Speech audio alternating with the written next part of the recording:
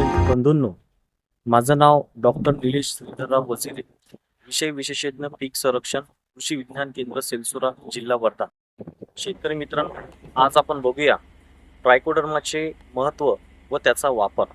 शेतकरी बंधूंनो, अलीकडेच रासायनिक बुरशीनाशकाला पर्याय म्हणून ट्रायकोडर्माचा वापर हा दिवसेंदिवस वाढत आहे. आपल्या पिकांवरती मर, मुडकूस आणि खोडकूस या रोगांचा प्रादुर्भाव आपल्याला दिसून येतो. यामध्ये तुरीवरती मर रोग, हरभरा पिकावरती मर, मुडकूस आणि खोडकूस, तसेच सोयाबीन पिकामध्ये चाल्कोरॉट म्हणजेच मुडकूस आणि खोडकूस या रोगांचा प्रादुर्भाव हा वाढत चाललेला आहे. त्याचा नायनाट करण्यासाठी आपल्याला ट्रायकोडर्माचा वापर करणे खूप आवश्यक आहे. ट्रायकोडर्मा हे दोन प्रकारच्या प्रजाती आपल्याला ट्रायकोडर्माच्या आहेत. तर यामध्ये ट्रायकोडर्मा हर्जियानम आणि ट्रायकोडर्मा व्हिरिडी ह्या दोन प्रजातींचा आपण वापर करू शकतो. ट्रायकोडर्माची कार्यपद्धती ही सुद्धा महत्वाची आहे. काट्याने काटा काढण्याची उक्ती याप्रमाणे ट्रायकोडर्मा हे काम करतं. आपल्या जमिनीमध्ये ज्या हानिकारक बुरशी आहेत, या बुरशांच्या धाग्यांना विळखा घालून ट्रायकोडर्मा त्यांना नष्ट करते आणि त्यांचा नायनाट करते.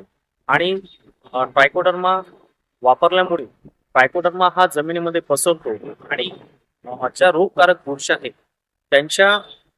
त्यांच्याशी कॉम्पिटिशन करतो आणि नत्र, व्हिटॅमिन्स आणि कर्ब या संदर्भात ते एकमेकांशी कॉम्पिटिशन करतात आणि रोगकारक बुरशांना वाढू देत नाही आणि त्यांचा नायनाट करतात. तर अशा प्रकारे या ट्रायकोडर्माचा वापर करणं ही काळाची गरज आहे. आता शेतकरी बंधूंनो, ट्रायकोडर्मा वापरण्याच्या पद्धती सुद्धा महत्त्वाच्या आहेत.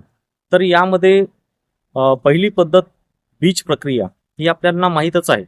बीज प्रक्रिया करताना पावडर फॉर्ममध्ये असेल तर 4 ते 5 ग्रॅम आणि लिक्विड फॉर्म म्हणजे द्रव स्वरूपात ट्रायकोडर्मा असेल तर 5 ते 10 मिली प्रति किलो बियाण्यास जोडून आपण बीज प्रक्रिया करू शकतो. बीज प्रक्रिया केल्यानंतर आपल्याला बियाणे हे सावलीमध्ये सुकवणं सुद्धा तेवढंच गरजेचं आहे. शेतकरी मित्रांनो, बीज प्रक्रिया करताना आपल्याला FIR पद्धतीनेच बीज प्रक्रिया करणं गरजेचं आहे. F म्हणजे रासायनिक बुरशीनाशक, त्याच्यानंतर I म्हणजे कीटकनाशक. ज्या पिकांना कीटकनाशकाची बीज प्रक्रिया करावी लागते अशाच पिकांना आपण त्याची बीज प्रक्रिया करावी, किंवा ज्या पिकांना गरज नाही त्या बियाण्याला आपल्याला बीज प्रक्रिया केली नाही तरी चालेल. आणि शेवटचा R म्हणजे रायझोबियम म्हणजे जैविक खतांची बीज प्रक्रिया. याच्यामध्ये रायझोबियम, PSB, एझोडोबॅक्टर या जैविक खतांची आपण बीज प्रक्रिया आधी करू शकतो.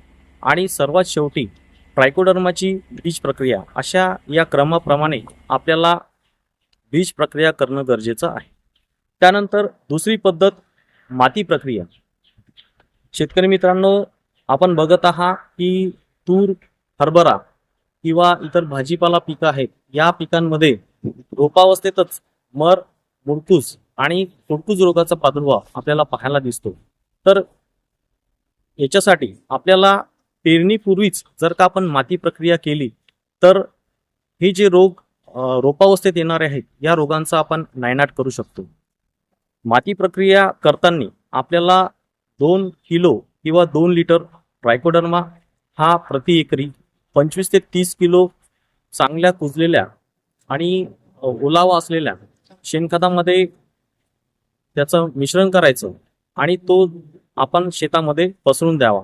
अशा प्रकारे माती प्रक्रिया आपण पेरणीच्या 8 ते 10 दिवस अगोदर केल्यास रोपावस्थेत जो येणारा मर आणि मुडकूस रोग आहे त्या रोगाचे आपण व्यवस्थापन करू शकतो. तर तिसरी पद्धत आहे द्रावणात रोपे बुडवणे किंवा कंद याची बीज प्रक्रिया करणे.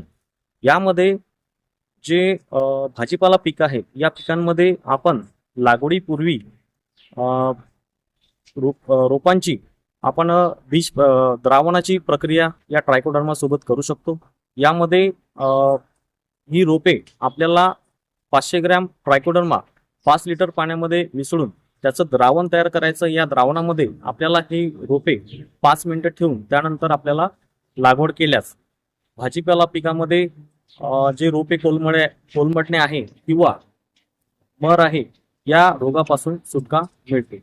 त्यानंतर चौथी पद्धत आहे ड्रेंचिंग म्हणजेच आवळणी.